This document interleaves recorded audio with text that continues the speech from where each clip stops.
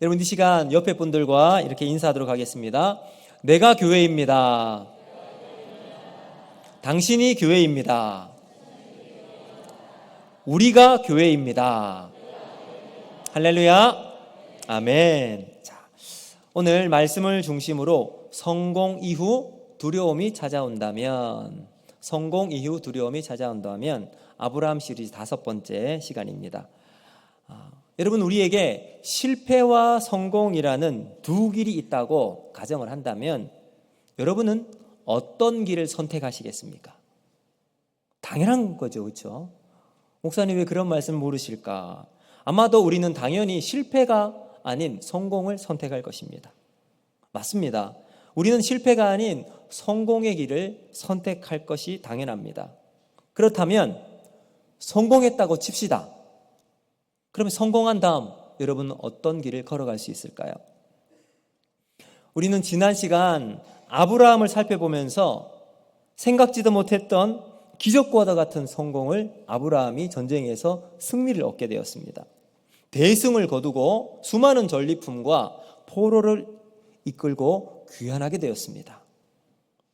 사실 아브라함이 롯이 사로잡혀갔다는 소식을 듣고 앞뒤 가리지 않고 일단 진격했어요. 사람들 데리고 롯을 찾기 위해서 달려갔습니다. 야, 과연 내가 롯을 데리고 올 수 있을까? 이길 수 있을까? 계산을 먼저 하지 않았던 아브라함. 그저 큰 위기에 빠져있는 저 롯을 구하겠다라는 일념 하나로 롯을 향해 달려갔습니다. 그랬더니 기적이 일어났죠. 여러분 생각해 보십시오. 318명 자기 집에서 훈련시키고 기른 사병을 데리고 신흥 강국의 입지를 다지고 있는 북쪽의 4개 연합군, 여러분 이 전쟁이 될 수 있는 상황이 아니잖아요.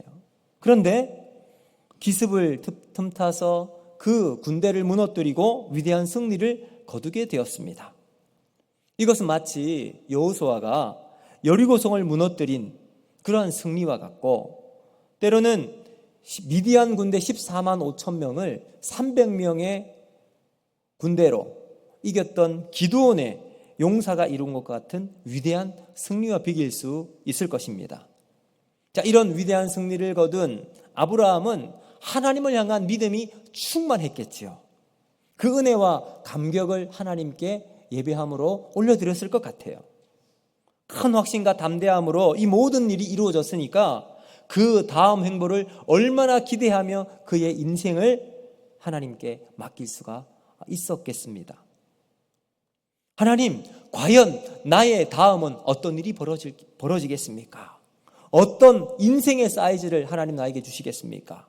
어떤 기적을 또 나에게 주시겠습니까? 이런 기대가 아브라함에게 있지 않았겠습니까?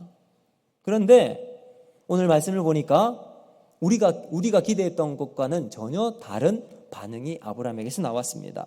우리 1절 말씀 같이 한번 읽어볼까요? 시작. 이후에 여호와의 말씀이 환상 중에 아브라함에게 임하여 이르시되 아브라함아 두려워하지 말라. 나는 내 방패요 너의 지극히 큰 상급이니라. 아멘. 하나님께서 아브라함에게 뭐라고 말씀하십니까? 아브라함아 두려워하지 말라. 아니, 아브라함은 지금 엄청난 기쁨과 환희와 또 미래를 향한 기대감으로 살아갈 것으로 우리가 그렇게 생각했는데 하나님이 나타나셔서 두려워하지 말라. 왜 이렇게 말씀하셨을까요? 지금 아브라함이 우리가 예상했던 것과는 다른 반응을 보였기 때문입니다. 위대한 성공을 이룬 다음 큰 두려움에 빠져 있었기 때문에 하나님이 나타나신 거예요. 왜 아브라함은 우리가 기대했던 반응과 예상과는 다르게 두려움에 빠지게 되었을까요? 이 성공은 자신이 예상하지 못했던 것이고 전혀 준비가 되어 있지 않았기 때문입니다. 예를 한번 제가 이렇게 들어볼까요? 여러분, 어떤 학생이 시험 기간이었어요. 시험 기간이 되면 최소한 2주 전에 열심히 시험을 놓고 이제 기도하는지는 모르지만 열심히 공부하잖아요. 그런데 이 학생이 시험 공부를 잘 하지 않았어요. 그리고 시험 시간이 되어서 시험지를 딱 받았습니다. 받았는데 흰 것은 종이요, 검은 것은 글씨로만 보이는 거예요.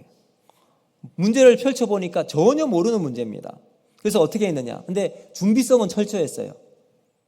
8강 모서리를 가진 연필을 딱 준비를 했어요. 그리고는 각 면에 1, 2, 3, 4, 1, 2, 3, 4를 적어놓고 1번 문제 한번 굴르고 4번, 2번 문제 딱 굴르고 1번 이래가지고 문제를 다 했습니다. 자, 이 학생이 점수를 잘 받았을까요? 당연히 못 받는 게 정상입니다. 근데 결과를 딱 보니 100점이 나왔습니다. 여러분 막 너무 좋아하시는 것 같은데 100점이 나왔어요. 이 학생이 기뻤을까요? 아니면 걱정이 되었을까요? 100점이라는 점수에 아니 이게 웬일이지? 기쁘기보다는 어리둥절했을 겁니다. 왜요? 자신은 전혀 이런 점수를 예상하지 못했기 때문에. 근데 100점을 받고 난 다음에 앞으로 일이 걱정이 된 거예요. 선생님이 부를 거예요. 야, 너 100점 맞았는데 이 진짜야? 선생님이 선생님 사실은 제가 수시험 공부하지 않았는데 연필을 굴려서 1, 2, 3, 4 이렇게 적어놨는데 굴렸는데 다 맞았습니다. 야, 그게 말이 되는 소리야? 똑바로 얘기해. 그럼 이렇게 반응할 게 뻔하니까. 지금 아브라함이 100점을 받은 이 학생의 상황과 똑같은 거예요. 분명히 실력으로는 이 전쟁에서 이길 수 없는 전쟁이었습니다. 그런데 승리한 거죠. 그래서 걱정이 되는 거예요. 만약 이 북쪽의 4개 연합군이 아브라함이라고 하는 저 이름도 없는 무명의 사람에게 우리가 졌다고? 그래 한번 보자. 복수를 다짐하고 준비해서 아브라함에게 다시 공격을 한다면 이길 수 있는 길이 있을까요? 아무리 생각하고 고민을 해도 답은 없어요. 불가능합니다. 아브라함은 그저 앉아서 당할 수밖에 없는 처지였습니다. 그래서 아브라함은 승리했지만 그 승리로 두려움에 빠질 수밖에 없었습니다. 우리 인생도 가만히 보면 우리 힘으로 이룬 것 같은 것이 과연 얼마나 될까요? 나름 우리가 열심히 노력하고 최선을 다해 살아갑니다. 피와 땀과 눈물로 열심히 달려서 오늘 이 자리에 우리가 서 있을 수 있습니다. 그런데 오로지 내 힘으로, 내 능력으로 우리가 이 자리에 서 있다고 장담할 수 있는 사람이 과연 얼마나 되겠습니까? 때로는 우리의 가족이나 친지나 주변의 이웃의 도움으로 우리가 이 자리에 서 있어요. 고민하다가 이 길인가 저 길인가 선택해서 딱 선택을 했는데 다행히 좋은 결과를 가져오기도 합니다. 근데 따지고 보니까 찍는 것도 실력이라고 한다면 실력일 수 있지만 과연 이것이 전적인 내 실력이라고 말할 수 있을까요? 그래서 이제 앞으로 나의 미래에 진짜 내 실력으로 승부를 걸어야 될 때가 올 텐데 과연 그때는 정말 내 실력대로 결과가 나타날 수 있을까 하는 두려움이 우리에게 있다는 거죠. 저는 오늘 아브라함처럼 승리하고 난 다음 좋은 결과를 가져왔지만 그 승리가 오히려 더 큰 두려움에 빠지게 될 경우 우리는 어떻게 해야 될지 오늘 말씀을 통해서 살펴보면서 은혜를 나누고자 합니다. 첫 번째, 우리가 인생의 두려움을 만날 때 이길 수 있는 비결이 뭐냐? 바로 말씀으로 승리하라는 겁니다. 제가 설교를 준비하고 이 아브라함에 대해서 쭉 연구해 보니까 아브라함은 마치 우리의 인생의 축소판과 같다라는 생각이 들었습니다. 이겨도 두렵고 잘 돼도 두려운 게 인생이라는 거예요. 왜냐하면 앞에서 말씀드린 것처럼 그 승리가 내 힘으로 얻은 것이 아니기 때문입니다. 우리도 두려운 이유는 내 힘, 내 실력으로 내가 있는 이 자리에 서 있지 않은 것을 우리가 잘 알고 있기 때문에 그렇습니다. 승리한 아브라함은 이 4개 연합군이 정비해서 다시 쳐들어올까 봐 두렵고 또 거기다가 이제 주변 나라들이 아브라함이 어떤 사람인지 확실히 보았습니다. 그래서 아브라함에 대해서 경계하고 주목하는 것이 두렵기 시작합니다. 시편 127편 4절을 보면 이렇게 말씀하고 있는데요. 젊은 자의 자식은 장사의 수중에 화살과 같다. 아브라함에게 자식이 있었습니까? 아니요, 없었습니다. 아브라함의 옆에 있는 사람들 다 그의 종들입니다.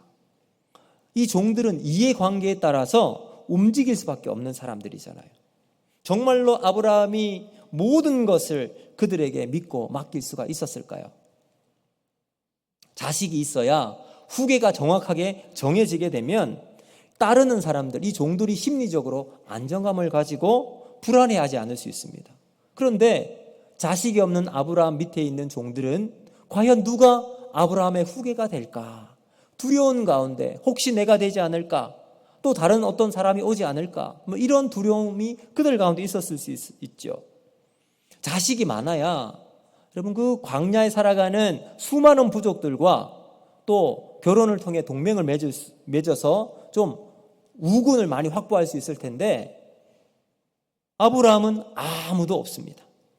피부치라고는 조카로 하나 있었는데 그 롯도 얼마 전 배신해서 떠나버리고 이제 자신은 정말 혈혈단신 혼자밖에 없는 거예요. 그러니 그 불안감이 얼마나 더해 갔겠습니까? 이런 상황을 겪고 있는 아브라함에게 하나님이 나타나십니다. 그리고 말씀하세요. 아브라함아, 두려워하지 말라. 사랑하는 성도 여러분, 하나님이 우리에게 말씀하시는 그 내용도 참 중요한데요.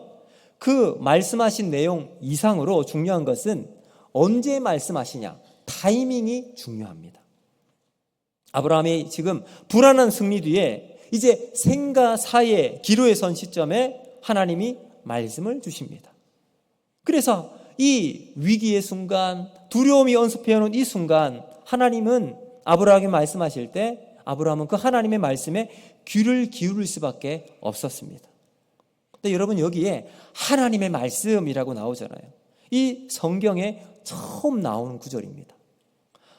처음 나오는 하나님 말씀이 불안한 승리 뒤에 아브라함에게 임했습니다. 두려움에 빠진 아브라함에게 하나님 말씀이 임하셨다는 것을 주목해야 합니다.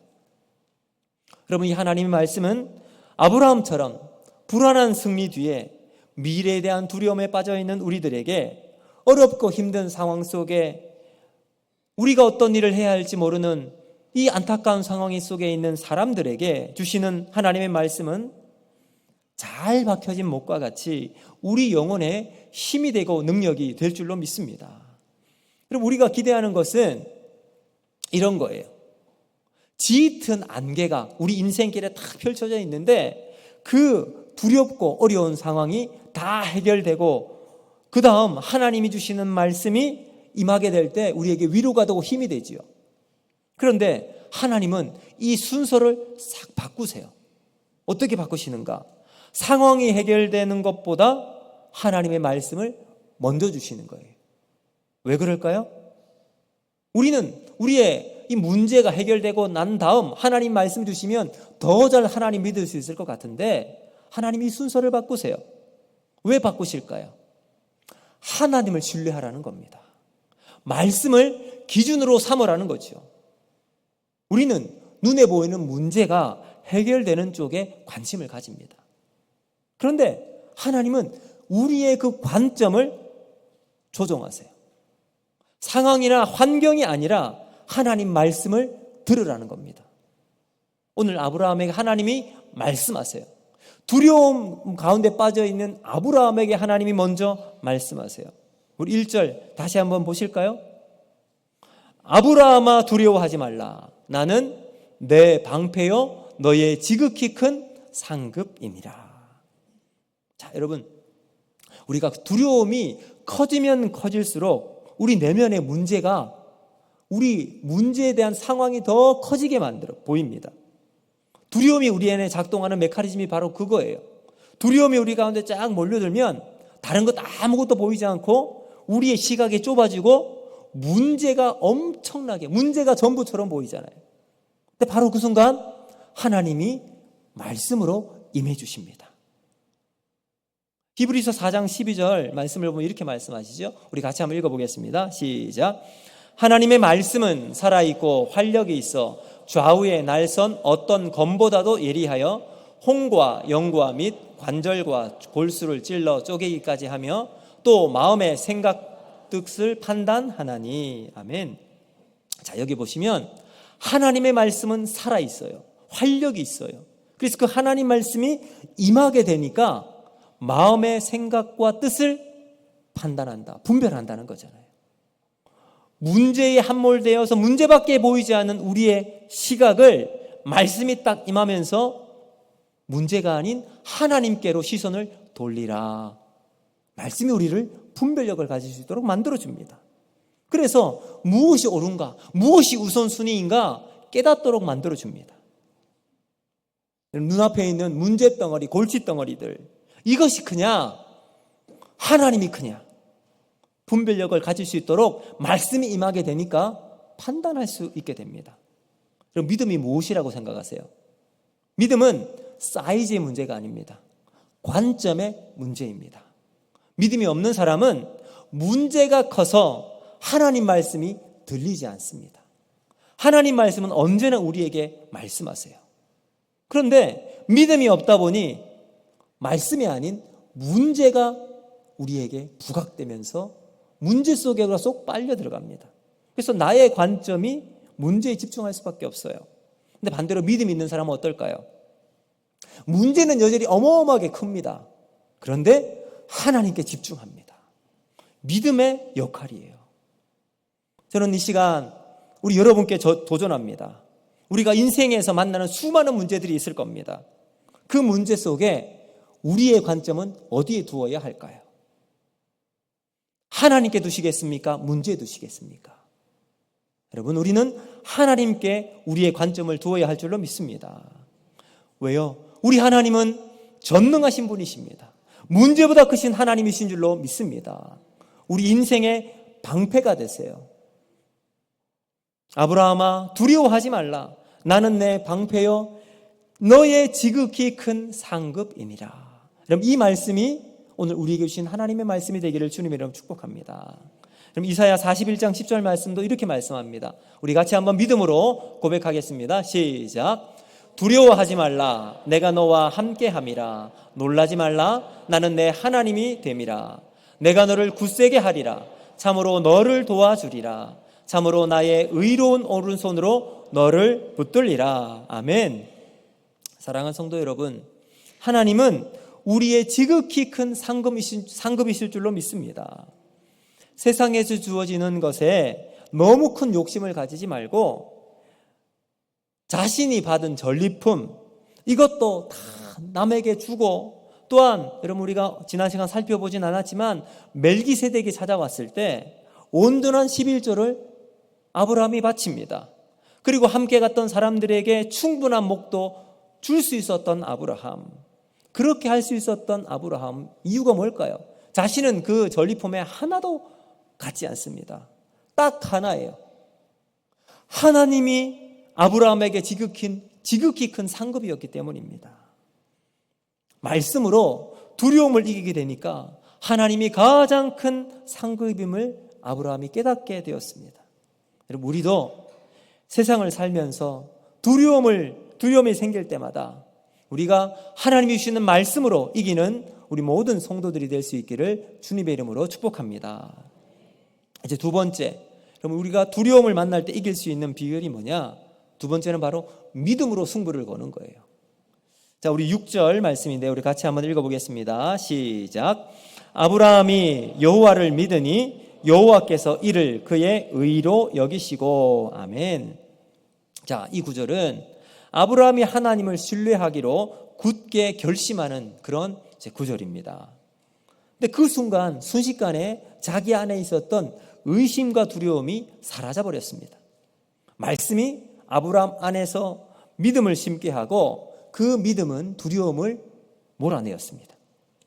자, 말씀으로 아브라함에게 하나님이 나타나셨습니다.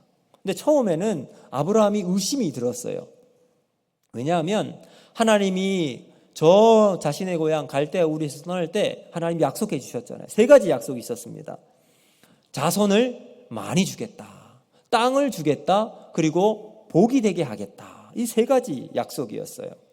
그런데 고향을 떠난 지금까지 아브라함에게 자손이 있었어요? 자손은커녕 아들 하나도 없습니다. 그런데 이 하나님께서 처음 자신에게 자식을 주겠다라고 하나님이 말씀해 주시니까 얼마나 감사했어요. 그래서 믿음으로 고백합니다. 아멘. 믿습니다.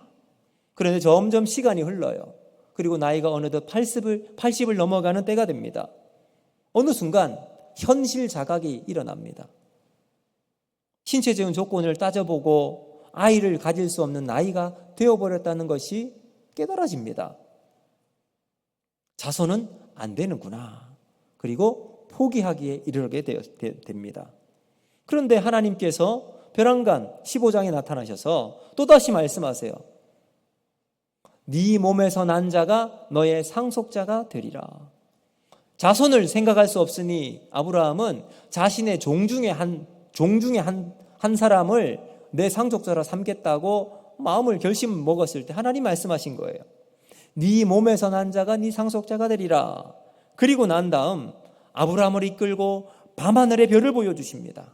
저 하늘을 바라보라. 얼마나 많은 별들이 하늘에 있느냐.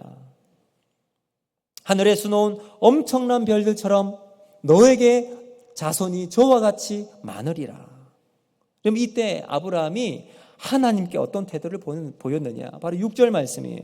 아브라함이 여호와를 믿으니 여호와께서 이를 그의 의로 여기셨다라고 말씀합니다. 자, 근데 여러분 여기에 이 믿으니라고 하는 단어는요, 히브리어 성경에 이제 처음 나오는 단어입니다. 자, 이 단어가 뭐냐면 아만이라는 단어예요. 아만에서 바로 아멘이 나왔어요. 그러니까 이 믿으니라고 하는 말은 우리가 말씀을 읽을 때 나에게 감동이 되고 설교를 들으면서 믿음의 확신 가운데 하나님 그 말씀대로 나에게 이루어지기를 원합니다 라고 할 때 어떻게 하죠? 아멘 하죠. 그 아멘이에요.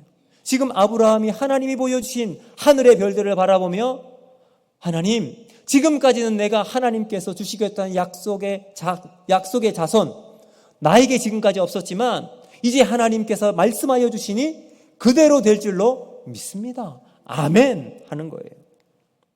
여러분 그래서 이 아멘이 그만큼 중요한 거예요. 우리가 설교를 듣다가 말씀을 읽는 중에 내 마음이 감동이 되고 믿음의 결단이 생길 때 우리가 그렇게 고백하잖아요. 아멘. 그 말씀대로 이루어지게 될 줄로 믿습니다.